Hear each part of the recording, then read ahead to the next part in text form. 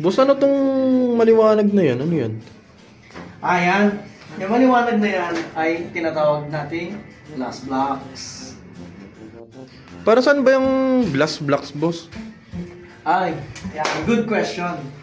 So itong glass blocks na to, ang purpose nito is to give natural lighting sa mga madidilim na part natin. Upang sa ganun, tuwing morning, hindi na natin gamitan ng ilaw. Bali, itong part kasi na to is firewall. So, ang firewall, kadalasan kasi kapag nagdi-design tayo, ang mga CRs, stairs, sa firewall natin nalolocate. Sa part na may firewall to maximize the space. So ngayon, dahil nga firewall ito, so madilim, ginagamitan natin ng glass blocks to give natural light sa mga areas natin na madidilim. So, tatanungin natin, architect, bakit hindi na lang tayo nag-window to achieve, gusto rin pala natin ma-achieve yung natural light. Oo nga. So, yes, magandang question yan, bakit hindi na tayo nag-window?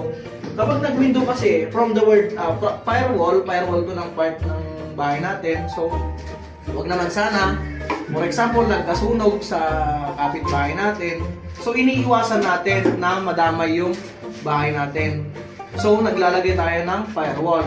And to achieve natural light, and at the same time, protektado yung bahay natin, ginagamitan natin ng glass blocks. Kasi ang glass blocks is fire rated assembly. Ibig sabihin, fire resistant siya. So, kahit magkasunog sa kapitbahay, hindi madadamay ang bahay natin. And at the same time, na-achieve na natin yung natural lighting. So, hindi na tayo gagamit ng ilaw tuwing morning. Nandito na, may ano na tayo, liwanag na sa mga area na didilim. So, and ang glass blocks is considered as type of masonry. So, pwede natin siyang gamitin sa mga walls natin. So, isa lamang yan sa mga purpose ng glass blocks. So, yun. Sana natuto kayo mga kaibigang alikabok sa kaalaman mula sa construction. Yun! In additional lang mga kaibigang alikabok, na bawal tayo mag-window sa firewall natin dahil nakasaad sa National Building Code of the Philippines, Rule Number 8, Light and Ventilation, there shall absolutely be no openings through all types of abutments like firewalls erected along property lines. So yun lang mga kaibigan alikabok.